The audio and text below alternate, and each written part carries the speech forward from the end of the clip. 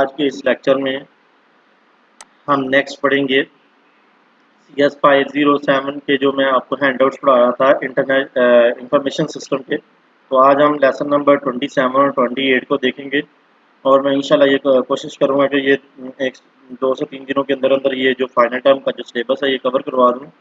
तो यहाँ पर सबसे पहले जो हमारे पास टॉपिक आ रहा है जो हमने आज पढ़ना है वो है object oriented analysis and design. तो object oriented analysis and design क्या होता है? सबसे पहले हम ऑब्जेक्ट को डिफाइन करेंगे, ऑब्जेक्ट क्या होता है। तो ऑब्जेक्ट बेसिकली को डिफाइन किया जाता है दो कंपोनेंट्स के ऊपर, एक होता है एट्रीब्यूट और दूसरा होता है बिहेवियर यानी कि मेथड्स। जो एट्रीब्यूट्स होता है ये रेफर करता है कैरेक्टरिस्टिक्स ऑफ ऑब्जेक्ट्स, किसी भी ऑब्जेक्ट की कैरेक्टरिस्टिक्स को डिफाइन करता है।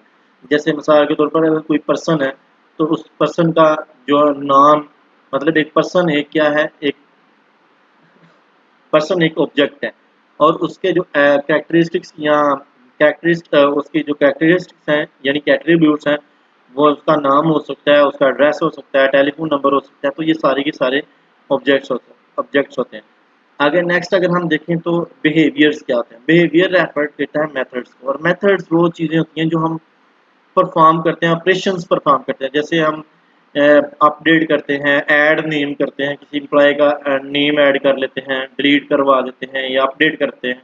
ये सारे के सारे ऑपरेशन जो हम परफॉर्म कर रहे होते हैं ये मेथड्स होते हैं। अब क्लासेस क्या होती हैं? अगर हम देखें तो क्लास क्या होती है? क्लास बेसिकली होती है specify the classification of object. ये ऑब्जेक्ट्स को क्लासिफिकेशन करने के लिए बनाई जाती है कि हम मुख्तलिफ किस्म के जो ऑब्जेक्ट्स हैं उनको क्लासीफाई कर सकें, ठीक है, उनकी कैरेक्टरिस्टिक्स की बुनियाद के ऊपर। To specific the features of characterized and structures and the behaviour, हम उनको उसके स्ट्रक्चर और बिहेवियर की बुनियाद के ऊपर उनको क्लासीफाई करते हैं।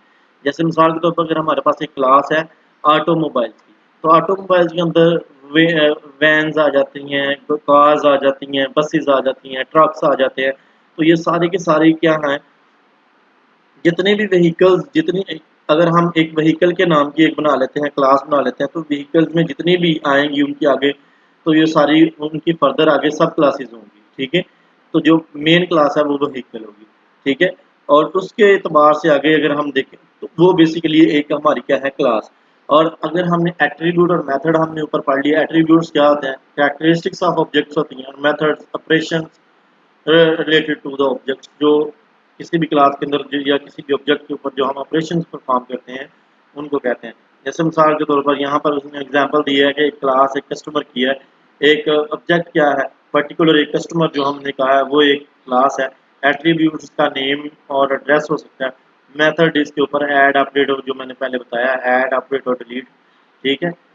नेक्स्ट अगर हम देखें हमारे पास आ जाता है इनहेरिटेंस। इनहेरिटेंस होता है कि अगर हमारे पास एक क्लास है, अगर हम उस क्लास की बुनियाद पर एक नई क्लास बना लेते हैं, एक सब क्लास बनाते हैं, और जो सब क्लास है वो ड्राइव की गई है, वो ड्राइव करती है पेरेंट क्लास से कुछ इंफॉर्मेशन को, तो इसे बोलते हैं इनहेरिटेंस। कि जो पेरेंट से कोई चीज़ लेके पेरेंट से अपनी जो कैरेक्टरिस्टिक्स है वो उससे लेकर अपनी क्लास के अंदर शो करवाती है या अपनी क्लास के अंदर एज ए इनपुट एंटर करवाती है, तो उसे हम इनहेरिटेंस कहते हैं। जैसे अगर ये मैंने डेफिनेशन लिखी है, the capability of class to derive the property and characteristics from the other class, ठीक है। कि एक क्लास है जो अपनी प्रॉपर्टीज और कैरेक्टरिस्टिक्स किसी दूसरी क्लास से ड्राइव करती है, तो उसे हम इनहेरिटेंस कहते हैं। मिसाल के तौर पर ये जो मैंने अभी एग्जांपल दी ऑटोमोबाइल्स की, तो ऑटोमोबाइल्स के अंदर ये जो व्हीकल्स हैं और ट्रक्स वगैरह हैं, इनके जो कुछ चीज़ें जो कॉमन प्रॉपर्टीज़ हैं वो हम इनहेरिट करते हैं जो उसकी पेरेंट क्लास होती है। मिसाल के तौर पर इंजन, ठीक है, और स्टीयरिंग वगैरह, ये आपको पता है ये कॉमन चीज़ है, ये हर एक में कॉमन होती है, हर गाड़ी में कॉमन है, स्टीयरिंग भी होगा, इंजन भी होगा, तो ये कॉमन प्रॉपर्टी है। तो ये हम व्हीकल में रखेंगे।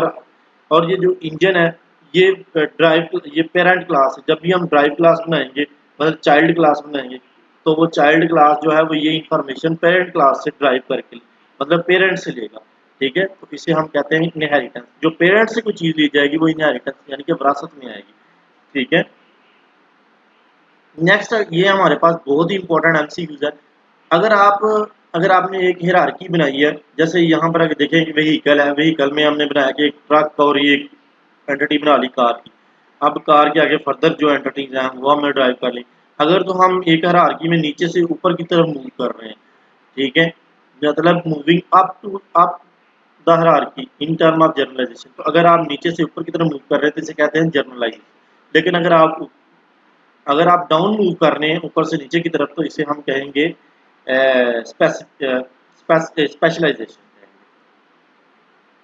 नेक्स्ट हम पढ़ेंगे मैसेज पासिंग क्या होता है। मैसेज पासिंग ये होता है कि डिफरेंट ऑब्जेक्ट, बहुत सारे ऑब्जेक्ट्स जो होते हैं वो इकट्ठे होकर कोलैबोरेट करके एक सिस्टम का एक्शन क्रिएट करते हैं, फुलफिल सिस्टम एक्शन। एक सिस्टम का एक्शन जो होता है उसे फुलफिल करवाते हैं। मिसाल के तौर पर अगर आप एक सीडी सेल का रिकॉर्ड रखना चाह रहे हैं, अगर आप एक सीडी सेल कर दिए, ठीक है, तो आपका जो स्टॉक से जो आपने स्टॉक रखा हुआ है आपका वहां से आपकी सेल में आ जाना चाहिए कि एक चीज सेल हो गई है, ये सीडी सेल हो गई है, और स्टॉक जो आपने रखा था वहां से एक चीज कम हो जानी चाहिए कि ये यहाँ से एक चीज बिक चुकी है, वो कम हो गई है। मतलब यहाँ पर मैसेज पासिंग होगी। एक चीज जैसे ही आप सेल करेंगे वो एक एक चीज में सेल रिकॉर्ड के अंदर ऐड हो जाएगी और वहां स्टॉक से कम हो जाएगी, ठीक है। तो ये होता है मैसेज पासिंग, कि एक मैसेज का दूसरी जगह पर फ्लो करके जाना। नेक्स्ट अगर हम देखें तो इनकैप्सुलेशन क्या होती है। इनकैप्सुलेशन बेसिकली होता है कि हाइडिंग ऑफ इंफॉर्मेशन होती है, इंफॉर्मेशन हाइडिंग होती है।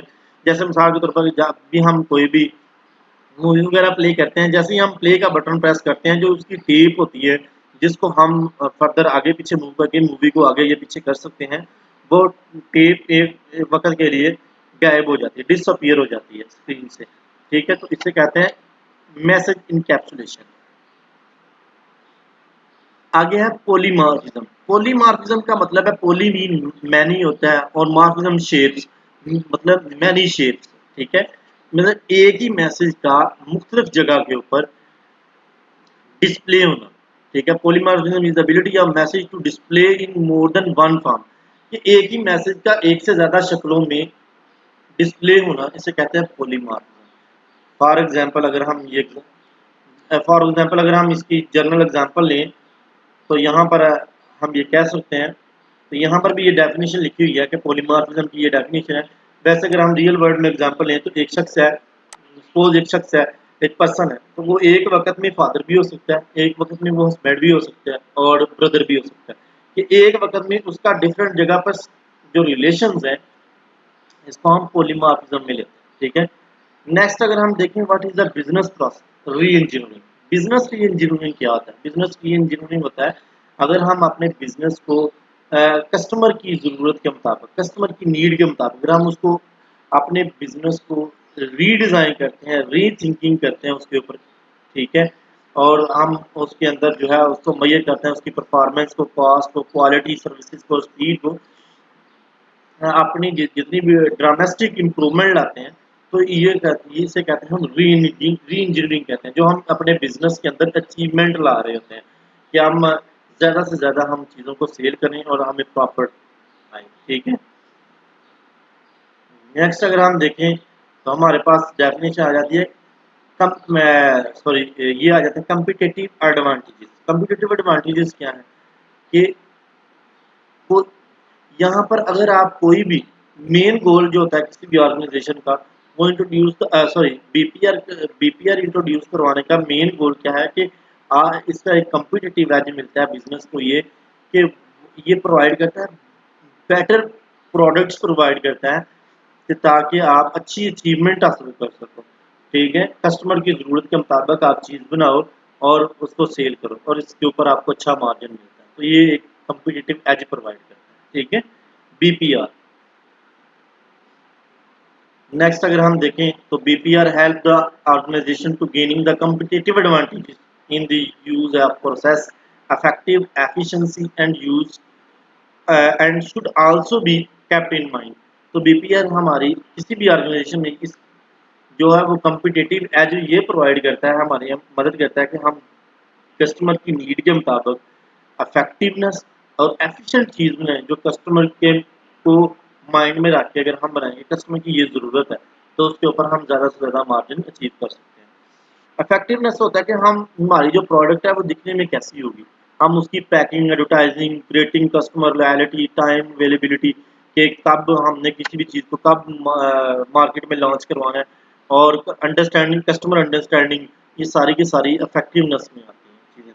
अगर हम एफिशिएंसी देखें, एफिशिएंसी बेसिकली ये कि ये नहीं है कि अगर हम कि जस्ट हम इफेक्टिवनेस के ऊपर उसके ऊपर कंप्रोमाइज़ करें, बल्कि हमें एफिशिएंसी के ऊपर भी करना पड़ता है कि अगर कोई भी कस्टमर अगर कंप्लेन करता है तो हमारा उसके ऊपर रिस्पॉन्स क्या होगा, हमने वो प्रोडक्ट का हमें वो कितनी कॉस्ट में पड़ेगी और कब तक हमने उसको चेंज करना है। तो ये सारे की सारे हमारी जो है ये एफिशिएंसी में आता है। नेक्स्ट लेसन नंबर 28 है, क्रिटिकल सक्सेस फैक्टर्स क्या आते हैं। तो क्रिटिकल सक्सेस फैक्टर क्या होते हैं कि क्रिटिकल सक्सेस फैक्टर जो है ये CSF, ये एक बिजनेस टर्म है जिसमें जो एलिमेंट ये जो एलिमेंट होते हैं ये किसी भी ऑर्गेनाइजेशन के लिए ज़रूरी होता है। किसी भी प्रोजेक्ट को किसी भी प्रोजेक्ट में किसी भी ऑर्गेनाइजेशन के प्रोजेक्ट के लिए उसके उसके मिशन को उसकी अचीवमेंट्स को इम्प्रूव अचीवमेंट मिशन को कंप्लीट करने के लिए नेसेसरी होता है। ठीक है। क्रिटिकल सक्सेस फैक्टर्स क्या होते हैं? जब क्रिटिकल सक्सेस फैक्टर ये होता है कि जब भी हम कोई प्रोजेक्ट अप्रूव करते हैं उसको एवेल्युएट किया जाता है किस बिना के ऊपर, उसको इन बिना के ऊपर कि उसके उसका मनी फैक्टर क्या होगा, उसके ऊपर कितना हमें कैश फ्लो करना पड़ेगा, कितना रेवेन्यू, कितना प्रॉफिट जनरेट होगा, ये सारे का सारा हमें ये मनी फैक्टर्स होता है। इसके बाद एक्वायरिंग न्यू कस्टमर, उसके लिए हमें कितने कस्टमर न्यू मतलब कितने जो हम डिस्ट्रीब्यूटर चाहिए, कितने हमें न्यू कस्टमर चाहिए। इसके बाद कस्टमर सेटिस्फेक्शन चाहिए सबसे बढ़कर। इसके बाद हमारी जो हम प्रोजेक्ट देंगे उसकी क्वालिटी क्या होगी। नेक्स्ट अगर हम देखें तो हमारी जो प्रोडक्ट या सर्विसेज डेवलपमेंट है कि हम जो सर्विसेज बिजनेस के अंदर दे रहे हैं हम पहले से उससे कितना मतलब उसको कितना हम एक्स्ट्रा प्रोवाइड कर रहे हैं, तो हम क्या चीज़ नहीं दे रहे हैं अपनी प्रोडक्ट या सर्विसेज के अंदर। ठीक है। इंटेलेक्चुअल कैपिटल है, स्ट्रेटजिक रिलेशनशिप्स हैं, इसके बाद एम्प्लॉय डेवलपमेंट एंड रिटेंशन है, सस्टेनेबिलिटी है कि हमारी प्रोडक्ट कितनी सस्टेन उसके अंदर कितनी सस्टेनेबिलिटी है। इसके बाद कॉर्पोरेट द सोशल रिस्पॉन्सिबिलिटी और कॉर्पोरेट द गवर्नेंस, ये ये हमारे जो है ये क्रिटिकल सक्सेस फैक्टर्स होते हैं।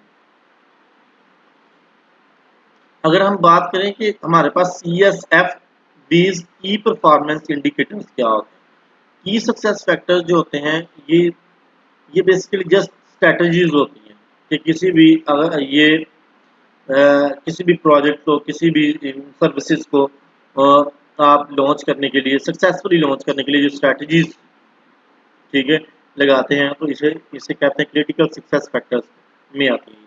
लेकिन ये जो की परफॉर्मेंस इंडिकेटर्स होते हैं ये आपकी अचीवमेंट को इंडिकेट करवाता है कि आपने क्या अचीवमेंट दी है इसके अंदर, कि कितनी आपने अभी तक इसके अंदर मेहनत की है और क्या आपने इस मेहनत से क्या अचीव किया। की परफॉर्मेंस जो होती है की परफॉर्मेंस इंडिकेटर डायरेक्टली या indirectly involve the result of implementation of critical success factor. तो काफ़ी हद तक हम ये कह सकते हैं जो जो हमारा की परफॉर्मेंस इंडिकेटर्स होते हैं ये डायरेक्टली या इनडायरेक्टली ये हमारे जितने भी क्रिटिकल सक्सेस फैक्टर के जो इम्प्लीमेंटेशन के जो रिजल्ट्स होते हैं उनके अंदर ये इन्वॉल्व होती हैं। ठीक है। आगे हमारे पास आ जाता है कंप्यूटिंग इन्वायरमेंट। कंप्यूटिंग इन्वायरमेंट क्या होता है?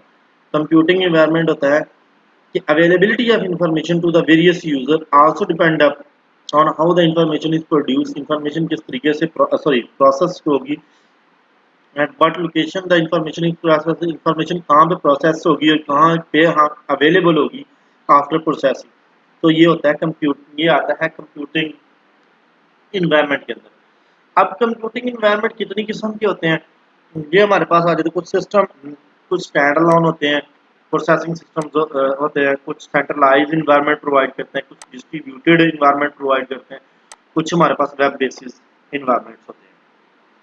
स्टैंड अलोन में जैसे हम कह सकते हैं कि ये सेल्फ कंटेंट कंप्यूटर होते हैं। यूजुअली जैसे हमारा माइक्रो कंप्यूटर होता है जो किसी भी नेटवर्क के साथ कनेक्ट नहीं होता, यानी अगर किसी भी डिवाइस के साथ कनेक्ट नहीं होता तो ये स्टैंड अलोन कंप्यूटर्स कहलाते हैं।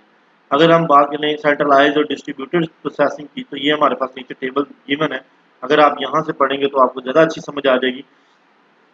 ये एस्पेक्ट्स क्या होते हैं इसके सेंट्रलाइजिंग और डिस्ट्रीब्यूटर के। अगर प्रोसेसिंग देखी जाए तो centralize processing manage at one server, कि जितनी भी प्रोसेसिंग होती है वो एक ही कंप्यूटर के ऊपर मैनेज की जा रही होती है, लेकिन डिस्ट्रीब्यूटेड कंप्यूटर के ऊपर मल्टीपल मशीन्स के ऊपर वो डिस्ट्रीब्यूट होकर प्रोसेसिंग हो रही होती है। अगर हम देखें तो कंप्यूटिंग पावर देखें तो जो सेंट्रलाइज एक कंप्यूटर होगा उसके लिए पावर हमें कम पावर दरकार होगी, और जो डिस्ट्रीब्यूटेड कंप्यूटर होंगे उसके ऊपर मल्टीपल कंप्यूटर जब चल रहे होंगे तो उनके लिए पावर भी ज़्यादा चाहिए। इसके बाद अगर आप देखें डाटा प्रोसेसिंग कैपेबिलिटी देखें तो इनके लिए लिमिटेड है, इनके पास प्रोसेसिंग कैपेबिलिटी लिमिटेड होती है, इनके पास डिस्ट्रीब्यूटेड के साथ पास फ्लेक्सिबल होती है। वो इसलिए क्योंकि ये इनका जो टास्क होता है ये मल्टीपल मशीन के ऊपर डिस्ट्रीब्यूट हो जाता है, लेकिन यहाँ पर लिमिटेड इसलिए होती है कि जितना मर्जी टास्क डिस्ट्रीब्यूट करके दिया जाए लेकिन रहना तो एक सर्वर के एक ही कंप्यूटर के ऊपर है ना। तो यहाँ पर फ्लेक्सिबल इसलिए है कि यहाँ पर एक जो टास्क है ये मल्टीपल मशीन के ऊपर डिवाइड हो जाता है। नेक्स्ट अगर हम देखें तो सिस्टम मैनेजमेंट हमारे पास आ जाती है। Control the integrated but limited to the central server, कि जितना मर्जी आप उसको डिवाइड कर लें तो वो ये मैनेजमेंट एक ही कंप्यूटर यानी कि एक सर्वर के ऊपर ही आती है, लेकिन यहाँ पर ये जो कंट्रोल है integrated but the distribute to the various server, कि हम अपना जो टास्क है वो डिवाइड करके हम दे रहे हैं, तो उसको बाद में हम जो उसका कंट्रोल है इंटीग्रेटेड कंट्रोल है वो हम डिस्ट्रीब्यूटेड देंगे। इसके बाद सिक्योरिटी दोनों पे हम कह सकते हैं हाई होती है, फिजिकल या लॉजिकल कंट्रोल होता है, क्योंकि अगर सेंट्रलाइज होगा तो उसके ऊपर ज़ाहिर सी बात है किसी नेटवर्क के साथ कनेक्टेड ही नहीं है, तो उसका फिजिकल जो लॉजिकल जितना भी कंट्रोल है वो हाई है, और जो अगर वो डिस्ट्रीब्यूटेड है तो उसका भी हाई है, क्योंकि उसने इसके ऊपर जो सिक्योरिटी फैक्टर्स हैं वो high level of security management होगी। ठीक है। नेक्स्ट अगर हम देखें तो वेब बेस्ड एनवायरनमेंट क्या होता है। वेब बेस्ड एनवायरनमेंट होते हैं refer to the web or your internet or your browser application for the transaction for execution। तो इनको एग्जीक्यूट करने के लिए इंटरनेट या किसी ब्राउज़र की ज़रूरत होती है। ठीक है। वेब बेस्ड जितनी भी एप्लीकेशंस हैं इनको चलाने के लिए आपको वेब इंटरनेट की ज़रूरत होती है, और इसके लिए जो वेब बेस्ड इन्वायरमेंट है ये क्लाइंट जो भी होगा वो पहले कनेक्ट होगा एप्लीकेशन थ्रू द वो एप्लीकेशन के थ्रू किसी भी ब्रॉडबैंड या बेसबैंड या डायलॉग कनेक्शन के साथ मतलब इंटरनेट कनेक्शन के साथ कनेक्ट होगा। एप्लीकेशन किसी भी जगह पे जो locate enterprise service server which is across which is accessed by the client through the internet connection। तो application is located on the enterprise server, तो ये इंटरप्राइज सर्वर पे ये एप्लीकेशन जो ये लोकेट होती है किसी भी सर्वर के ऊपर ये जो इंस्टॉल की होती है, तो वहाँ से जो क्लाइंट है वो अपनी एप्लीकेशन इंटरनेट के थ्रू क्या कर लेता है उसे एक्सेस कर लेता है। Access may be given to the single application software or your entire operating system. तो ये जो एक्सेस होती है ये पूरे सिस्टम को भी दी जा सकती है या सिंगल एप्लीकेशन को भी हम एक्सेस दे सकते हैं। Web-based architectures can be used either given access to the company employees to the information system। तो ये जितना भी वेब बेस्ड आर्किटेक्चर होता है ना ये यूज होता है, ये आप इंफॉर्मेशन की जो एक्सेस है किसी कंपनी के एम्प्लॉय को भी दे सकते हैं। ठीक है। सिंगल एक ये किसी भी जो बंदे को आप जो है वो एक्सेस प्रोवाइड कर सकते हैं। तो थैंक यू सो मच। इसी तरीके के इंफॉर्मेटिव वीडियो देखने के लिए आप मेरे चैनल को सब्सक्राइब कर लें ताकि नेक्स्ट आने वाली वीडियो आप तक बआसानी पहुँचे।